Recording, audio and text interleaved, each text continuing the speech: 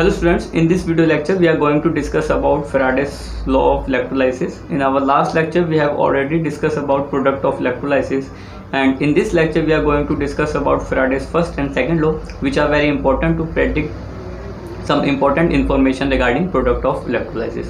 So let's discuss about our first topic, that is Faraday's first law. So student, according to the definition, the amount of chemical reaction, that is amount of substance deposited or liberated at any electrode during the electrolysis, is proportional to the quantity of electricity passed through the electrolyte, that is W is directly proportional to Q. So student, जो first law है फ्राडे का, वो हमको ये बताता है कि जब हम इलेक्ट्रोलाइसिस की प्रोसेस को कंडक्ट करते हैं तो जो भी केमिकल स्पीशीज का अमाउंट है जो लिबरेट होगा या डिपॉजिट होगा किसी भी इलेक्ट्रोड पे, वो डायरेक्टली प्रोपोर्शनल होगा चार्ज के जो हमने इलेक्ट्रोलाइसिस की प्रोसेस के समय फ्लो कराया है उस सर्किट में या जो हमारे पास इलेक्ट्रोलाइटिक सेल था उसमें. सो जैसा कि हमको पता है कि जो हमारे पास क्वांटिटी ऑफ चार्ज है वो प्रोडक्ट होता है करंट का, और हमारे पास जो टाइम पीरियड है जिस टाइम में हमने करंट को फ्लो कराया है. सो हम सीधे सीधे ये भी कह सकते हैं कि W जो है, जो अमाउंट है केमिकल स्पीशीज का जो डिपॉजिट हुआ है या लिबरेट हुआ है, वो डायरेक्टली प्रोपोर्शनल होगा हमारे पास जो प्रोडक्ट है करंट और टाइम का. टाइम यहाँ पे वो है जिस टाइम पीरियड में हमने पूरी इलेक्ट्रोलाइसिस की प्रोसेस को कंडक्ट किया है. सो स्टूडेंट, यहाँ पे जब हम प्रोपोर्शनलिटी के साइन को रिड्यूस करेंगे तो कॉन्स्टेंट को इंट्रोड्यूस करेंगे. सो यहाँ पे जब हम प्रोपोर्शनलिटी का साइन हटाया तो हमने जेड को इंट्रोड्यूस किया है, और जेड जो है हमारे पास वो इलेक्ट्रोकेमिकल इक्विवेलेंट है, और जो इसकी वैल्यू होती है वो equivalent weight divided by Faraday's constant.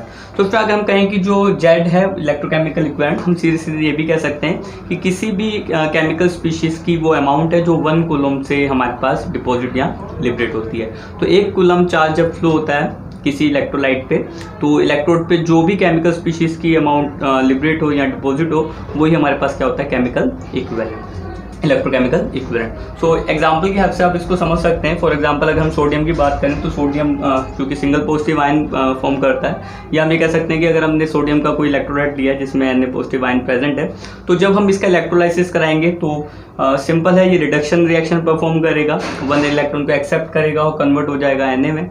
तो इस पूरी प्रोसेस में अगर आप देखें तो 1 मोल जो है हमारे पास इलेक्ट्रॉन्स के, वो प्रोड्यूस करेंगे 1 मोल Na को.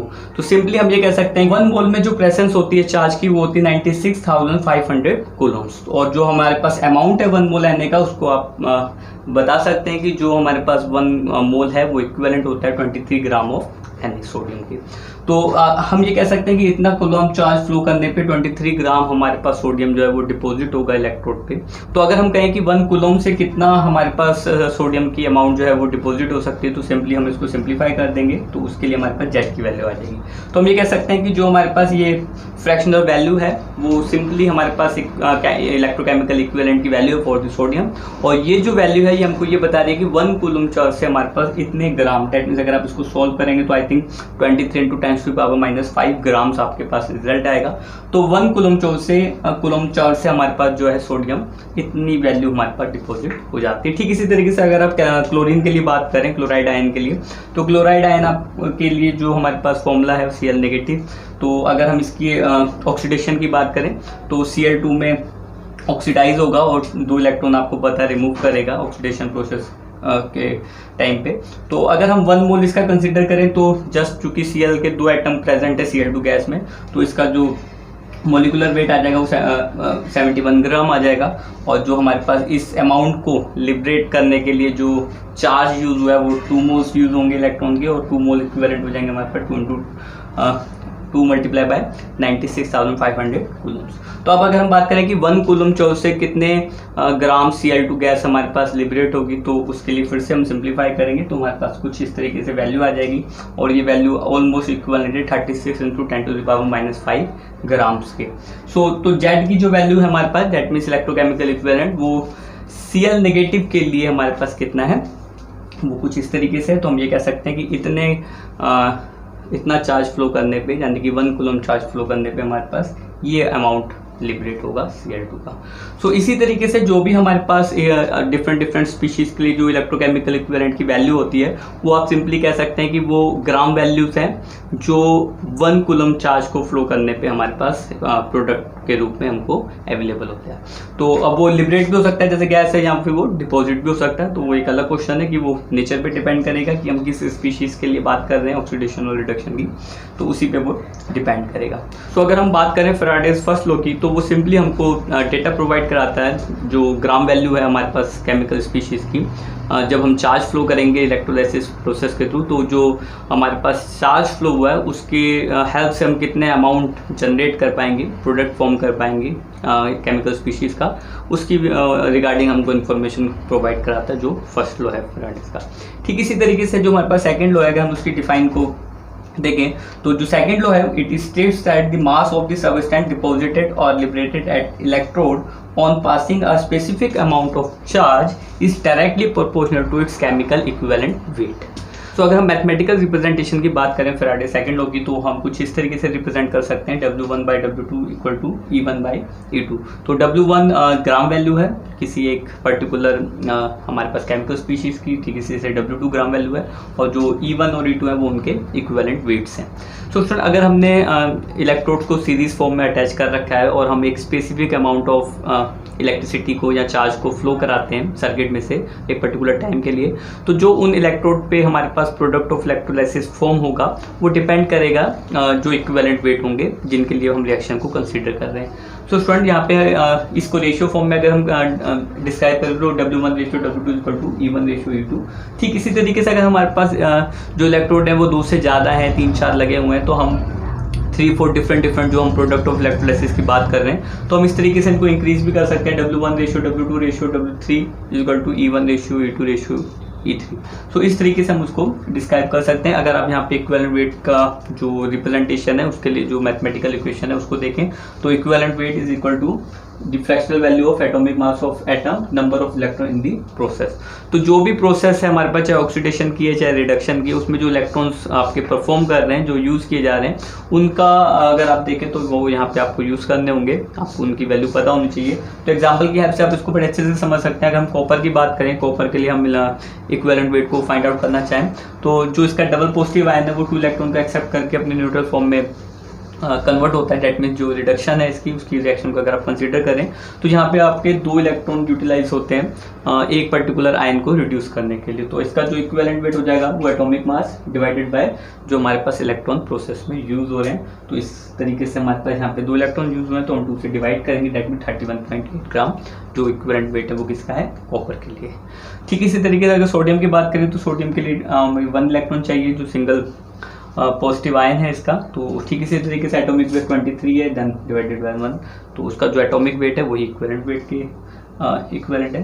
अगर हम क्लोराइड आयन की बात करें तो हमारे पास ठीक इसी तरीके से 1 इलेक्ट्रॉन यूज होगा ऑक्सीडेशन करने के लिए, और देन हमारे पास इसका अगर हम इक्विवेलेंट वेट की बात करें तो ठीक इस तरीके। So with the help of a diagram we can also explain Faraday second law. Here we have a diagram. अगर आप इस डायग्राम को कंसीडर करें तो हमारे पास 2 अलग अलग चैम्बर्स हैं जहाँ पे हमने डिप कर रखे हैं इलेक्ट्रोड्स को।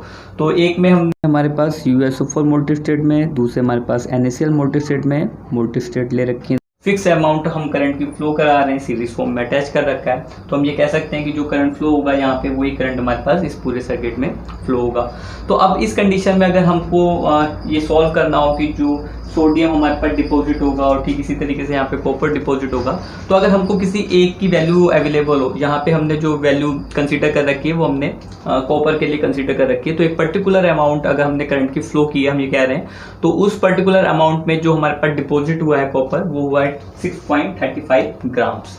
तो सो इन्हीं सर्कमस्टेंसेस में अगर हम सोडियम की वैल्यू को फाइंड आउट करना चाहें जो डिपॉजिट हुई है, ठीक इन्हीं सर्कमस्टेंसेस में जब हमने चार्ज को फ्लो किया है, जब हमारे पास 6.35 ग्राम कॉपर डिपॉजिट हुआ है, तो हम इस लॉ की हेल्प ले सकते हैं, that means Faraday second law की हेल्प ले सकते हैं। So according to the Faraday second law हम इस एक्सप्रेशन को, जो हमारे पास ये एक्सप्रेशन है, इसको अपनी रिक्वायरमेंट के अकॉर्डिंग कन्वर्ट कर सकते हैं। यहाँ पे कॉपर और सोडियम है, तो WCU divided by WNA equal to equivalent weight of copper divided by equivalent weight of Na। So इस एक्सप्रेशन में आपके पास स्टूडेंट्स इक्विवेलेंट वेट हमने अभी फाइंड आउट किए हैं, हम उनको फाइंड आउट कर सकते हैं जो उनकी स्टैंडर्ड रिएक्शंस हैं और जो उनके एटॉमिक वेट्स हैं उनकी हेल्प से। और जो हमारे पास WCU है यानी कि ग्राम वैल्यू ऑफ कॉपर जो डिपॉजिट हुई है वो अवेलेबल है, दिया हुआ है हमारे पास एग्जाम्पल में। तो इन 3 वैल्यूज़ की हेल्प से हम इसको फाइंड आउट कर सकते हैं। हमको सिंपली पुट करना है, वैल्यू को सिंप्लीफाई करना है, देन उसको सॉल्व करना है। तो अगर हम सॉल्व करेंगे इसको तो हमारे पास जो WNA है वो हमारे पास 4.6 ग्राम अवेलेबल होगा। तो हम ये कह सकते हैं कि जो हमने फिक्स अमाउंट चार्ज फ्लो कराया है इस पूरे सर्किट में, और उससे जो हमारे पास 6.35 ग्राम डिपॉजिट हुआ कॉपर, ठीक उन्हीं सर्कमस्टेंसेस में अगर हम कॉपर की बात करेंगे, इस सोडियम की बात करेंगे इस चैम्बर में, तो वो जो वैल्यू है उसके लिए वो है 4.6 ग्राम। तो यहाँ पे इस इलेक्ट्रोड पे 6.35 ग्राम कॉपर डिपॉजिट होता है, और ठीक उसी सर्कमस्टेंसेस में जो सोडियम है वो हमारे पास कितना डिपॉजिट होता है 4.6 ग्राम।